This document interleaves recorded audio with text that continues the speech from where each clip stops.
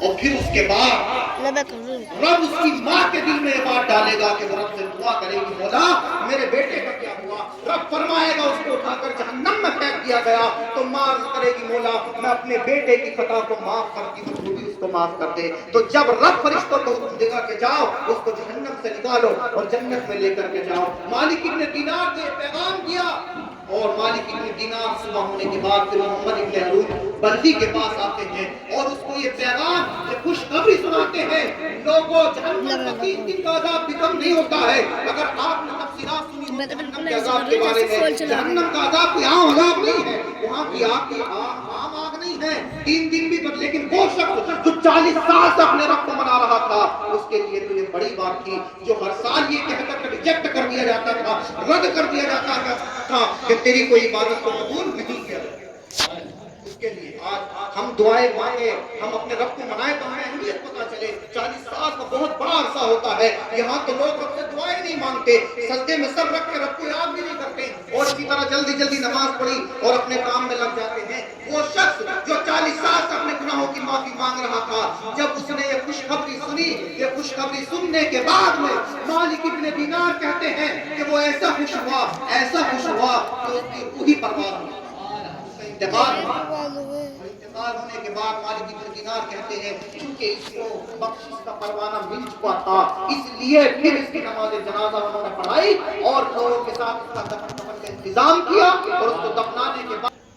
اللہ کی رحمت سے نامید وہ بھی اپنی عزت و جلال کی قسم کھا کر کے ماں باپ کو ستانے والے کے لیے جہنم میں بھیجنے کا اعلان کرا۔ سمجھ رہے آپ ذرا آج کل اولاد کو سمجھدار ہوتی ہے، خاص کر اولاد کی شادی ہو جاتی ہے۔ دیکھیے ماں باپ عمر میں بڑے ہوتے ہیں اور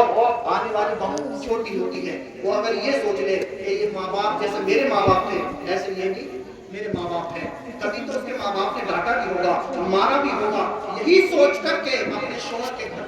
گھر کو اجڑنے سے عورت بچا سکتی ہے۔ سمجھ رہے آپ؟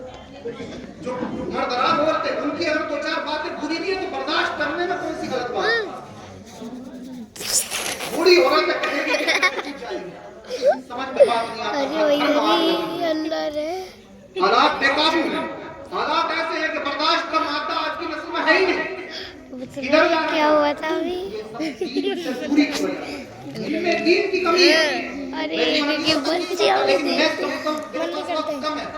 سمجھے چند منٹوں میں 15 منٹ ہوئے ہیں،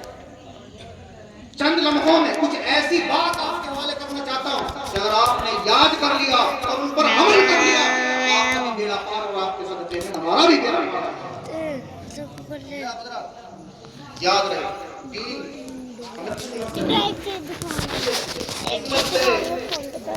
ان الدین عند اللہ الاسلام، بے شک اللہ کے نزدیک اسلام ہی ہے، اس کے علاوہ کوئی دین قبول نہیں کیا جائے گا۔ ان الذین کفروا وماتوا وہم کفار، بے شک وہ لوگ